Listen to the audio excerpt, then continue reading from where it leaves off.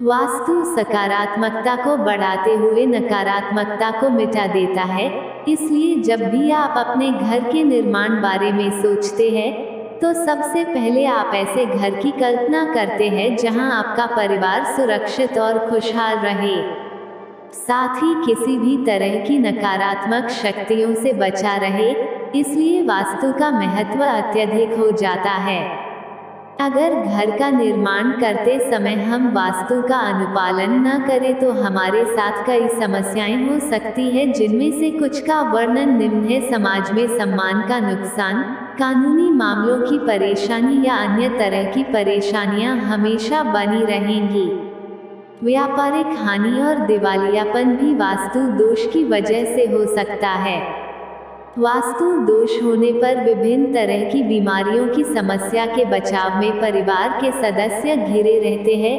कई तरह की घातक बीमारियों के साथ ही असामयिक मृत्यु का दंश भी परिवार को झेलना पड़ सकता है। विशेषज्ञों के अनुसार प्रत्येक वास्तु दिशानिर्देश के पीछे एक वैज्ञानिक तर्क है, जिसका उद्देश्य सभी को एक संगठित और सुविधाजनक जीवन प्रदान करना है। हम माने या ना माने, लेकिन वास्तु का असर होता है। घर में कुछ बदलाव को लाकर हम अपने जीवन में काफ़ी शांति ला सकते हैं। घर के लिए वास्तु के कुछ प्रमुख बुनियादी सिद्धांत निम्नलिखित है। अगर आप घर के लिए भूखंड खरीदने की योजना बना रहे हैं, तो सबसे पहले यह सुनिश्चित कर लें कि भूमि दक्षिण और पश्चिम दिशा में है या नहीं, क्योंकि इस दिशा की भूमि अन्य दिशाओं की भूमि से अधिक लाभप्रद मानी जाती है। भूमि वर्ग या आयताकार में हो, साथ ही साथ उसका झुकाव उत्तर और पूर्व या उत्तर पूर्व की तरफ हो। एक घर जिसमें आम, केला, अनार, अशोका, नारियल, चंपा, चमेली और चंदन का पेड़ हो तो यह शुभ माना जाता है।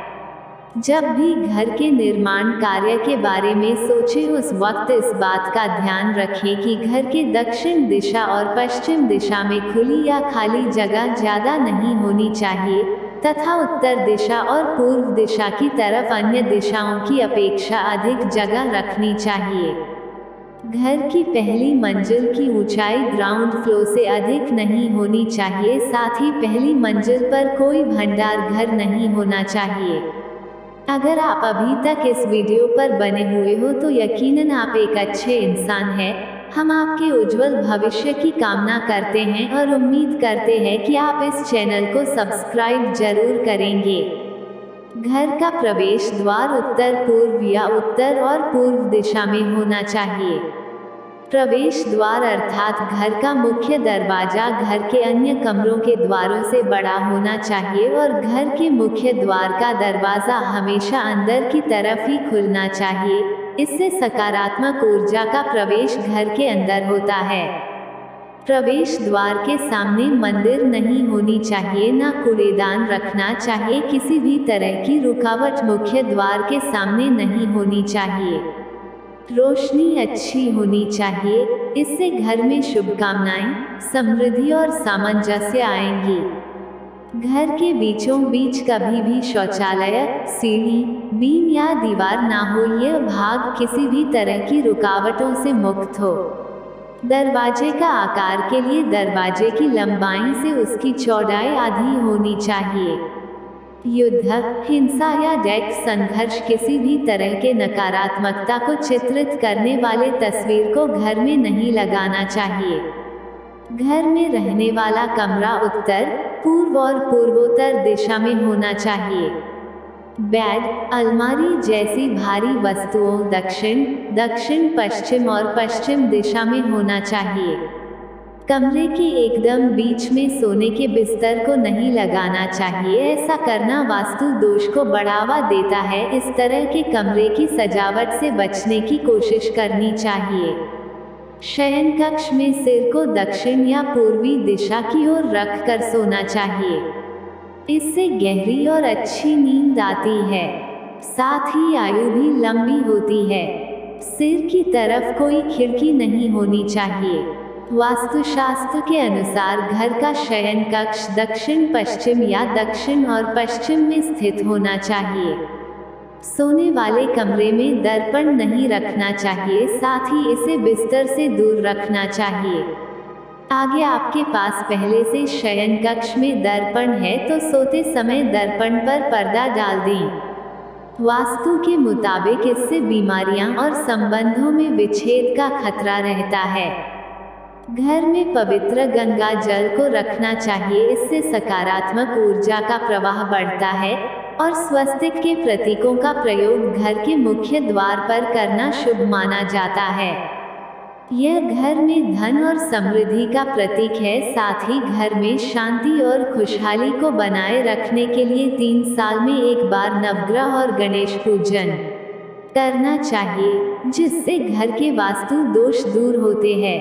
दक्षिण पूर्व, जिसे शास्त्र में अग्निकोण भी कहते हैं, इस दिशा में रसोई घर होना चाहिए। रसोई घर के दरवाजे के सामने शौचालय और स्नानागार का दरवाजा नहीं होना चाहिए, इसे वास्तुशास्त्र में अशुभ माना जाता है।